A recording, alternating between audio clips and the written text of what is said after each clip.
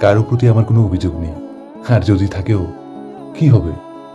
যার কাছে যাবই একটা অভিযোগ নিয়ে, সে হয়তো আগে থেকেই আমার নামে হাজারটা অভিযোগ নিয়ে বসে আছে। সম্পর্কের হিসেব নিকেশটা না বড্ড অদ্ভুত।